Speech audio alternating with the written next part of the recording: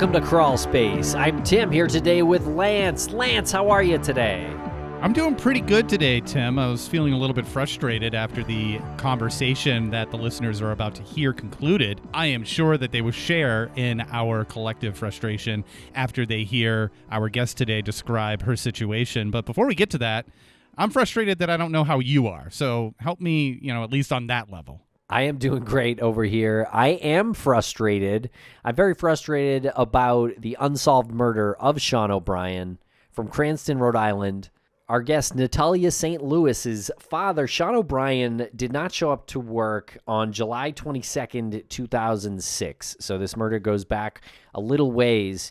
And I have to say, it's inexcusable of the Cranston, Rhode Island Police to have put Natalia in the situation that she's in and having to fight for justice for her father in the way she is fighting, which is completely admirable. She has tackled TikTok, Twitter, Facebook, and she's got a website, justiceforshawnobrien.com.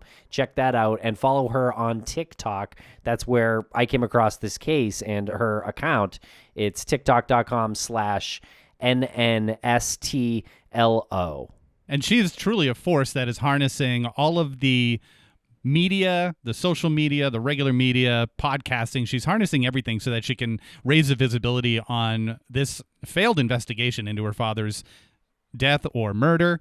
And she has no problem hiding her frustration with law enforcement as they've just dropped the ball for 17 years. Well, maybe not 17 years. She said the initial investigation seemed to be off to a good start, but after that, it's been like 15 years of basically nothing. And she had a really good answer when asked what the purpose of raising visibility is for her father's death. Loved the answer that she gave because it does put pressure on law enforcement, especially if you listen to this and you come away feeling as frustrated and confused as we did. Which I think you will. So yeah, definitely follow the links in the show notes and follow Natalia's search for justice for her father, Shawn O'Brien. He definitely deserves justice, and we are here to support. So we'd appreciate it if you share this episode, share the social media posts. That will really help. And in addition to all of those resources that you just pointed out, Tim, people can also go to uncovered.com and you can search Shawn O'Brien, that's Shawn with a W.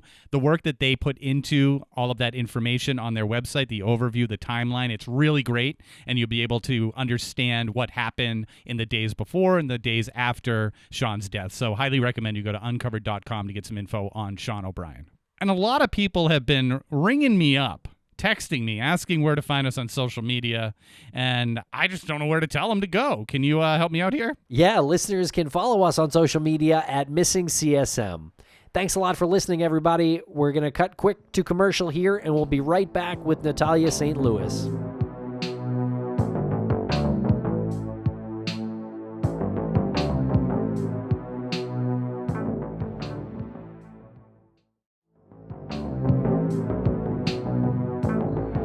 Welcome to the podcast. Natalia, how are you today? I'm well. How are you? We're doing very well. We did start off the conversation offline before we started recording. We did the whole talking about the weather because it's unseasonably warm where we're at. But it's always difficult to enter into these conversations with people who have been affected by tragedy like you've been affected. So we just really appreciate you joining us today to talk about your dad. Thank you for having me. Of course, yeah. Can you start by telling us a little bit about you? Sure. So I'm 30 years old. I live in Rhode Island. I'm an educator. I've been in education since I graduated college. I don't see myself doing anything else. I spend a lot of time with my family. My family is the biggest thing in my life right now. So that's me in a nutshell. What field of education do you specialize in? I work in special education. Oh, that's excellent. Good for you. Nice. And you said that was something that you had always been interested in and that you don't see yourself doing anything else? Yeah, no, I wanted to be a teacher from when I was little, and I did a few years in special education. I went into administration. This is my second year, and now I'm going to transition back to teaching again. I missed it too much, so heading back to teaching next year. Wow. Well, good for you, and thank you for doing what you do, because that is important work. And we met you on social media. We saw what you were doing on TikTok specifically, trying to raise awareness for your dad's case. Well done with that. You're really doing a great job reaching people. So yeah, can you tell us a little bit about what you're doing on social media? What is your mission? We started with a Facebook and a website, and that got a little bit of traction following some of the initial media coverage in 2021 around my dad's case, and then we moved on to Twitter, and we saw that there was there were a few more hits there, and then I saw some other people, some other family members that kind of went viral doing this whole TikTok thing, getting their family's cases solved, or at least raising awareness about them. So that was where my family and I thought making some TikToks and getting people interested in the case might gain some more interest and bring awareness to it. That's amazing. When you say awareness, I understand like public awareness, but is there a particular outlet that you're targeting, like media, local media, or where's the other part of that? Everybody is aware of this. What do they do now? Yeah, so I think getting local media is important. Getting any media is important. One of the first things I did when I started looking into this case again, in 2021, was I posted on Reddit, and there were a bunch of people like commenting from Rhode Island that said, "I've never heard about this case, didn't even know it existed, didn't know his name, had no idea." So that was one of my main goals, was to get my dad's name out there, so that people knew that he wasn't just somebody that passed away in 2006. This is something that's a little bit more suspicious. And then getting some local media is really my goal. The people that are involved are local to Rhode Island. So I think getting the name out there and letting people know, like, I'm not stopping, and we're still aware of the case. We're still like pursuing the case. It didn't just go away back in 2006. That's my big goal, is to kind of reach the people that are involved so that somebody will come forward. Somebody knows something. So Yeah, totally. And we hear these stories a lot, and there really isn't a right or wrong answer to that. You just kind of put everything out there and you see what happens. You want to make sure that anybody who's responsible for this will see that no one is forgetting your dad's name. So let's not forget his name right now. I don't think we've said it yet. Your father's name was Shawn O'Brien, correct? Yep. Okay. And can you tell us a little bit about him and your life prior to his tragic death? My dad was just an all-around awesome guy.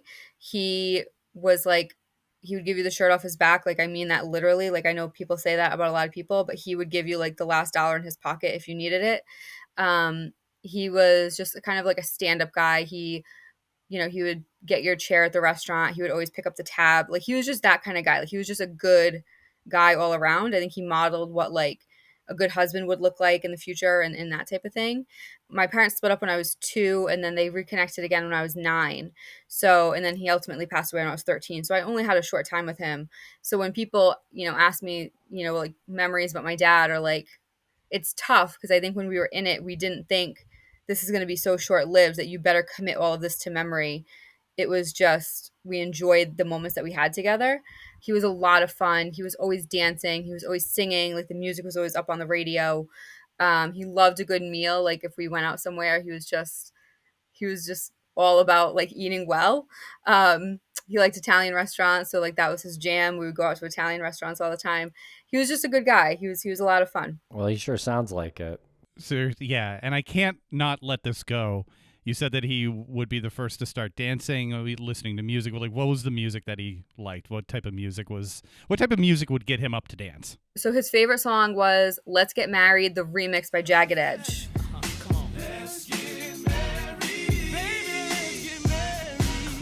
Which was like, in 2006, it was like, a bigger song. So that was like his jam. He was into like, hip hop and like current music. So "Let's Get Married" is, my family still, that's the first song we played at a party, or like the song that, like, at my wedding, it was the song that we played going from like meals to party time. Like, we played that song to kind of get everybody on the dance floor. So that was his jam. What did he do for work? He was a carpenter. He did that from when he was young. Can you tell us a bit about the circumstances surrounding his death? Yeah, so on Friday, July 21st, 2006, my mom and I went by my dad's apartment. They were living separately at the time, and we were supposed to go to a festival that night, and he had just gotten home from work. He was going to take a shower. We brought him a sandwich just to feed him because that was his thing. We had to make sure we fed him before we went places. And I had a headache that night. So we decided we won't go out tonight. We'll go out the next night. He was living in a duplex apartment. He was living in the basement portion. So he sublet from the man who was renting the whole portion of the apartment. There had been a lot of tension between him, his landlord, and his landlord's girlfriend. So he, on that Friday night, pointed to the driveway and he said, "She's home. I don't want to be here," alluding to his landlord's girlfriend. "Can you take me to the bar down the street? Can you take me to Billy's down the street?" So we were like, all right, that's fine. Dropped him off at Billy's, and that was the last time we saw him alive. On Saturday morning, he typically every morning would call my mom before work, let her know he was up, he was getting ready for the day. And he didn't call that Saturday morning. He was supposed to go to work. And then Saturday around 6 o'clock, my mom got a call from his sister, Karen, that he was being rushed to Rhode Island Hospital. He had been found unconscious in his basement apartment. Karen found him. They had reported he had been in a seizure for over an hour, but it's still kind of unclear if he ever had a seizure to begin with. He had been known to have seizures sometimes, but not for that length of time. I mean, nobody does. So that's kind of what started the whole week-long thing around his death. Going back to what you said about why your father didn't want to be in his own apartment, he said that she's there, meaning the significant other of the person who owned the building, and he didn't want to be there when she was there? Yeah, so the guy that he rented from, he rented the building from somebody else. He rented that portion of the building from somebody else. It had gotten more and more contentious as the year or so went on. There had been physical altercations, verbal fights. Like there had just been a lot of tension around being in the house, and he was actually looking for an apartment with his other sister Erin at the time. So he didn't want to be there if she was there. What were the arguments about? It's kind of unclear what the arguments were about. I don't ever want to like drag someone else through mud, but they were known drinkers and drug users. So there were times that she would be, drunk or on drugs and would come downstairs and fight with my dad. And I think she wanted my dad out of the apartment, but the man who he rented from, he was paying like 85% of the total rent for the house, for the apartment. So like if you're the landlord, you're not kicking him out anytime soon. So I think there was just tension around him being there in general. Do you think that there would have been tension around anybody in that apartment, just given what you know about this person and their personality? Yeah, I think whoever lived there would have been tension. My dad was there prior to the landlord meeting this woman. So, I don't know if like there was this, I don't know. But yeah, I think anyone being there would have kind of set her off. And was she arrested the night before your father was found? So there is a lot of weirdness around that. I had requested a 911 call log from Cranston Police to my dad's address. I wanted to know how many calls had been made to the house, when they had been made, all of those things, because I was trying to, build this case that there were other incidents prior to this incident that police had responded to that they didn't handle appropriately, that there were assaults and there were calls made to the address. Like it was a known address. So when you respond to this call, it should have flagged something in your mind. And there's a call for Friday morning at like 10:08 a.m. And so when I asked about that call, they said it doesn't exist. When I asked again later about that call, they gave me an arrest report from Wednesday, July 26th. They say that when they went to go talk to the landlord and his girlfriend, the landlord had scratches on his face, and his girlfriend said, "Oh, I did that." And Rhode Island has mandatory domestic abuse laws, so she was arrested on the spot for scratching his face. She claims that it happened on Friday night. So the police say they backdated a 911 call to Friday night, which doesn't make sense to me, but that's the explanation that I was given. Well, first, I'd like to commend Rhode Island for having that law in place where someone can get arrested sight unseen for the most part. Like that's good for them. But did they know the circumstances of your father's death at that time?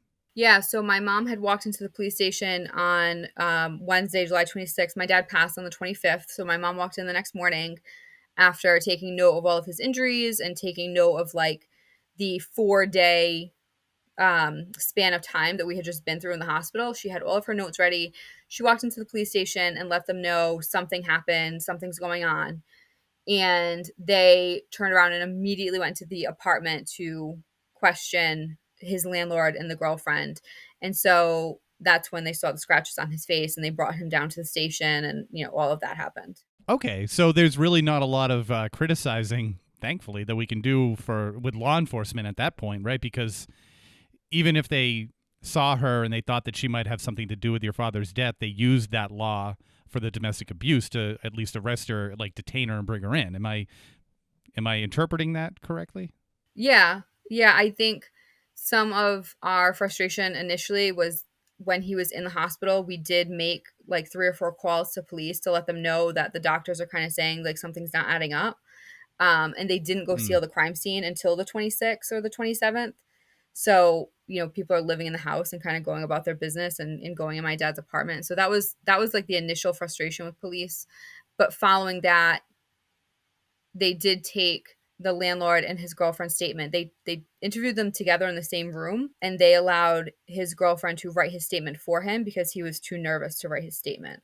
So, you know, Okay, I'll pull back on my comment there a little bit. I'll amend it a little bit. That's not. and again, that's I mean, I'm not a cop, but I wouldn't. I mean, that doesn't make sense. a lot of that stuff I found out years later, like the statement thing I found out years later. We knew they didn't seal the crime scene, but I will always give them credit where credit's due that, from when they finally did seal the crime scene, they did do an investigation. They interviewed people, they went to like the landfill to look for possible weapons. They did an investigation at the time. And the police do consider the landlord and his girlfriend as persons of interest. Is that correct? And is that still true if that's true? Yeah. So they did say that at the time. They had told one of the news reports that came out in 2007, they did say that to them. Since then, they have, behind closed doors and in meetings with me, said, we know they did it. We just can't prove it. So that's where it stands now. At what point did it become not a seizure and obviously foul play? And what happened to alert people in the first place that this was a seizure? So I think it was the other way around. I think from police perspective, and very initially, very, very early on, it was foul play. And then over time, because the initial report when medics responded was he had been in a seizure, it was kind of that fallback of like, well, we couldn't prove it. But remember, there was this other theory, this seizure theory. So we can go back to that. But they had, like I said, they did an investigation from, the week that he passed all the way through 2007. There are search warrants that say explicitly, like, we suspect foul play. There's blood in areas it doesn't need to be. There were altercations between the people living in the apartment. So I think it was that they initially thought foul play. And then, like I said, they fell back on the seizure theory very quickly. Where did the seizure theory start? So when my Aunt Karen arrived at the house, she got there Saturday night. The landlord came out of the apartment and said, you have to come quick. Shawn's been in a seizure for over an hour. So she finds him lying face down, pool of blood. He's in only his boxers, which was very like uncharacteristic of my dad. He would only be in his boxers if he was going to bed. Like, he was so modest. When she called 911, she said, my brother's having a seizure. So that's what was initially reported. Ah, I see. So the neighbor said he's been having a seizure for over an hour. So that's where she was thinking, no other reason to think other than that. And that's what she reported to 911 during the call. Right. Did the neighbor ever say like why he didn't call anybody? No. So he actually said in his statement, which they won't give me a copy of, obvious reasons, I get it. But they did show me at the station that he went downstairs at one point and my dad was hanging out and watching the ball game. He went downstairs a little later and I think he said he was having a seizure. Went downstairs an hour later, or that's when Karen arrived. He was still having a seizure, but at some point he put a load of clothes in, so he knows it was about an hour that my dad had been down there possibly having a seizure. And what is the official cause of death? Blunt force trauma, and it's undetermined. The medical examiner can't rule it a homicide. He says that he needs more information from the police, and the police say they can't really do anything because the medical examiner won't rule it a homicide. So it's this big like finger pointing game. And we'll be right back after a quick word from our sponsors. Thanks to our sponsors, and now we're back to the program. I'm wondering, is there some sort of like manslaughter charge that can be issued for the neighbor for seeing somebody have a seizure or not doing anything? Like, yeah. Is that like some sort of manslaughter somehow? So it's the landlord who lived upstairs, and landlord, yep. Yeah. So he we asked that at the time about, you know, like a lesser charge because he left him for so long. And at the time, the police told my family, we don't want to charge him with anything like that because we want to go for the bigger charge down the road. They were holding out for a murder charge. It's frustrating now looking back on it. And I know hindsight's 2020, so I get where they were coming from. They thought, you know, I mean, they told us from the beginning, like, this is open shut they told us by the funeral we would have an arrest would be made, which, you know, delayed a couple days because of the autopsy, but by funeral time. But if they had just charged somebody then, this could all be put to bed already. Sorry. I mean, I know that they probably had that thought in their heads when they told you that, and they probably can't tell you anything further, but did they say anything further? Did they say we're waiting for X or Y or Z, or was there anything that they like gave you to indicate that there would be something more concrete? No, not that I know of. They were preparing to go, and I honestly, I'm not like super like familiar with the whole justice system as far as like the steps to go from an investigation to court or whatever. But it was something about going to like grand jury, or like they were bringing it to the attorney general. We were at that point, and then everything just stopped. Yeah, well, that seems very frustrating that there's some sort of finger pointing coming back to the determination. Blunt force trauma, that seems like that couldn't have anything to do with seizures, unless I suppose you fall and hit your head. But was that what the evidence showed? So that is the like alternate theory, is that while having a seizure, he fell and hit his head. He would have had to have fallen down a flight of stairs, and where the stairs were in the apartment is nowhere near where he was found. So and it sounds so like basic to me. So sometimes I feel myself like, is this really like, are these people serious? Like, he wasn't found near the stairs. So how did he fall and hit his head down a flight of stairs if he wasn't found near the stairs? So this is like one of the things that drives me nuts. They said he could have hit his head on, you know, a dresser or a bureau or something. There's not really evidence of that. There's not really evidence of a fall on the stairs. The medical examiner has said it was likely one blow. He would not have gotten up afterwards. So wherever he was found is likely where it happened, which was in his bedroom. So there's not really evidence to support a fall. And if you really look at, you know, I've done a lot of research on like the medical terminology and all of the injuries that he sustained, and a lot of them just, you can't get them from a fall. You wouldn't get bruising on one side because your brain shifted to the other. It doesn't happen that way.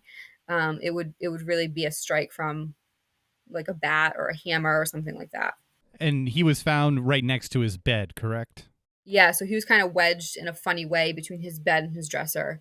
His feet were facing the door and his head was in towards the bedroom. And was there blood on the bed, or just like a blood pool by his head? So there was blood pools around his head. There were 2 or 3 big pools of blood on the mattress itself. There was blood on pillows, blankets. There was blood in the bathroom, a dining room chair, on T-shirts and things around his apartment, like on the living room couch, like on the wall. It was just kind of everywhere. There were a bunch of big pools of it, but then it was kind of smeared in other places too. How is this not? Yeah, this is where I sit and I'm like, am I really going this? Like, am I really crazy? Because it just doesn't add up. And it's like, I think, you know, I think we all know it was a murder, but we can't do anything about it at this point. But that's like not acceptable to me either. No, there's got to be some some way to change that determination. What have you spoken with the medical examiner? Yeah, I met with him a couple of years ago, and he is 100% willing to change his determination. He says he just needs information from the police. When I've asked the police to, can you give him more information? They say, well, he didn't request any. When I ask him, can you request any? He says they need to give me a theory. He says, I don't care who did it. I don't care. You tell me it was John Doe that did it. I don't care who you're going to charge. Just give me the theory and he'll change it. And it's just kind of at a standstill at this point. So I did get an independent opinion from another pathologist out of Ohio, I think he is, Dr. Bao, and he did rule it a homicide just by looking at the autopsy and all of the information that I gathered. So I did provide that to police, and they still want the Rhode Island medical examiner to deem it a homicide. So all the Rhode Island medical examiner needs, this is really good because this is where the awareness comes into play. All the medical examiner needs is for them to say a theory that would cause him to say this. Yep. Yeah. So I'm wondering where's the holdup there? If they can go back to the photos or the sketches and say, well, there's blood here, here, and here. This person says it's conducive to a single strike by a human being that caused this. It doesn't seem like, I just don't understand why is this taxpayers' money they don't want to waste. I don't get this. Yeah, I don't know. It's super unclear. When I sat down with the medical examiner, he laughed. He said, do you know what they gave me? And he pulled out the file, and he was very cautious not to show me the pictures, which I appreciated. He was very thorough in all of his explanations. And he had two pieces of paper. One was the initial police report from when my dad was found, which says that my dad was conscious, that the apartment was neat and orderly, and there were no marks on him, which all has been discredited. And the second piece of paper was the landlord's statement, which was written by his girlfriend. It is just also full of inaccuracies. And that's all the police gave him. And so when I asked police to give him more, they were kind of like, not our problem. Like, if he needs more, he'll ask for it. So I don't know. I think at this point, I don't know if it's just so old that they're kind of like whatever about it. But if that's all it takes, like, just do it. Yeah. And it's the same medical examiner that's in the position, yeah? Yeah, he still works part-time with the department. And what about your relationship with police and detectives? Has that have they had different detectives, and how is your relationship right now? So I was assigned a detective in 2021. He, had his regular caseload, but he also was working on a couple cold cases. So the department, I'd reached out to the department here and there. And so finally they assigned somebody, and I met with him a bunch. And we had a really good relationship. He was helpful. I would send him different things, and he would always clue me into what was going on. And then when I started doing some of the media stuff, and when I started getting a little vocal, they pulled him off the case, I think, because they will only let me talk to the chief of detectives at this point. And now he doesn't answer my emails. So I have no relationship with them. It's actually gotten really, it's gotten really contentious really fast. Like they just don't respond anymore, which I think, I can ask a lot, but it's my dad. And it's like, I'm not trying to be difficult. I'm just trying to like work towards the same solution with you. Well, I think it's amazing that you said I can ask a lot, like as if you're asking for too much in regards to your dad's murder from law enforcement. Yeah. What do they expect? Like they'll work on it when it's convenient? Yeah, they've made it kind of explicitly clear that they're not working on it. Like they will not do anything. They've told me flat out, we're not doing it until, like, if somebody comes forward, or if some new piece of evidence comes to light, yeah, we'll look into it. But that's it. Who's coming forward? Well, an independent forensic pathologist who rules it a homicide, that doesn't count to them? No. Right. What does so they actually need like a confession or an eyewitness or something like that? They've said that, but then they've also said, but that doesn't hold up because they could rescind their statement. And then yeah. So that's kind of like null and void. And then we requested all the DNA stuff, and it turns out that half of the DNA was not even tested. Great. Can we test the DNA? Like, can we do this thing? And I found this like amazing resource, Season of Justice, that will pay for it to get sent out to a private lab and like this huge thing. And they outright refused. Nope. So then we said, well, why not retest the DNA? Well, that really couldn't be a factor in this. That's not really going to help solve this case. Okay. Like, what will? Like, anything that we've come up with as far as like, will this help solve will media help solve the case? They're like, well, you took away the element of surprise when you went to the news. It's like, well, there is no element of surprise. You weren't interviewing anybody. So anything that we've come up with, they have just shut down every idea we've had. Okay, so DNA is not going to solve it. The independent pathologist, that's not going to solve it. An eyewitness might spontaneously combust at some point, so that's not going to solve it. So the only thing they were banking on was the element of surprise, which you ruined. Yeah. The element of surprise. What are we talking bullshit. About? Yeah, that's a bunch of bullshit. We had everything. Yeah. We were just biding our time to spring our trap. That was the police's plan? We waited 13 years before we like did any like big media stuff. If you've been waiting 13 years and I've still ruined it for you, I'm sorry, but like that must have been an incredible surprise that they were planning 13 years in the works. How in the world, who says that DNA isn't going to be a factor in solving? Who says DNA isn't going to be a factor in solving this crime that had multiple, that had DNA that wasn't tested? Right. So you just don't do it? So they point out that because the basement apartment where my dad was living, it only had like a regular door at the top. It wasn't a separate, like it was a separate apartment, but the landlord had to go and use the laundry room down there. So technically his DNA could be in the apartment somewhere. But we made the point, well, if you tested the blood and someone else's blood is mixed in with my dad's blood, well, that shouldn't be there during, like at this time. They're like, well, so I've emailed, I think I'm up to 4 or 5 times that I've emailed the chief of detectives and said, any update, like they said, we'll reach out to the Department of Health. We'll see if they're willing to retest. I'm up to like 4 or 5 times of asking for an update and they've yet to answer me. So I don't know. I'm going to assume at this point that they're just refusing. And is this Rhode Island State Police or Cranston Police? I've asked for state police to get involved. I've written letters to the Attorney General and I've sat with the chief of the criminal division for the Attorney General's office. And I've said, like, can we pull in state police? Like, they have resources. They have different, I don't know, like just a different set of eyes. And they said no. So. And how small is that department? Cranston, I think, is the second largest city in Rhode Island, which doesn't say much because it's Rhode Island. So it is a decent sized department, but they did explain that state police involvement is reserved for smaller departments that need the resources. But when you're talking about a cold case that's been going on this long, Cranston is just outright refusing to do anything. What's the big deal? So this isn't the kind of thing where these detectives and the law enforcement at Cranston are completely incapable of solving a crime. They should be very capable of solving a murder. Yeah.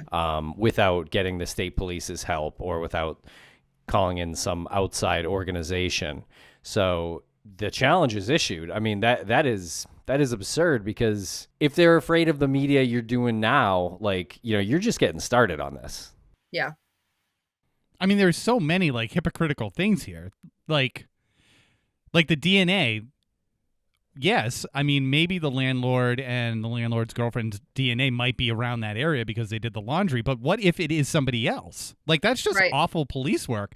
You're not saying test for their DNA, you're just saying test the DNA. Yeah. Like, if it's not theirs, then you have a case that someone else was there. They shouldn't just write that off and say, well, obviously their DNA is going to be there. Well, okay. Then do it and see if there's something else there. Right. And then the whole thing about like state police reserved to help smaller departments that aren't capable of doing this. Well, how long does it go before it's like, well, this department's not capable of doing it either? Yeah. I mean, maybe I'm wrong. Maybe they aren't capable of solving the case.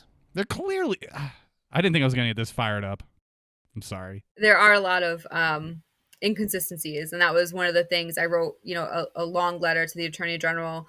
I posted it on the website, and after that was kind of when things started to go downhill with the relationship with the police and I just kind of called out all of the different things that I've been either told or I've been able to prove just by requesting information, and how like inaccurate everything is. Lazy too. I feel embarrassed that I even said that they did a good job, like with that off the top comment, but good Lord.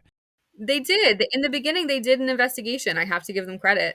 And they had, homicides aren't frequent in Cranston, and they pulled in like every detective. But I also think there were too many hands in the pot. There were like literally every detective that they had was working this case. And we'll be right back after a quick word from our sponsors.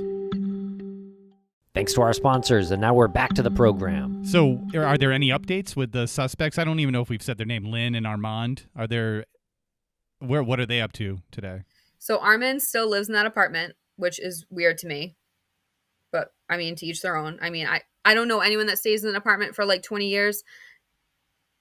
Especially, I mean, you must know what happened down there, because if there was a chance that somebody came in that apartment and killed somebody, I would be out of there in a heartbeat.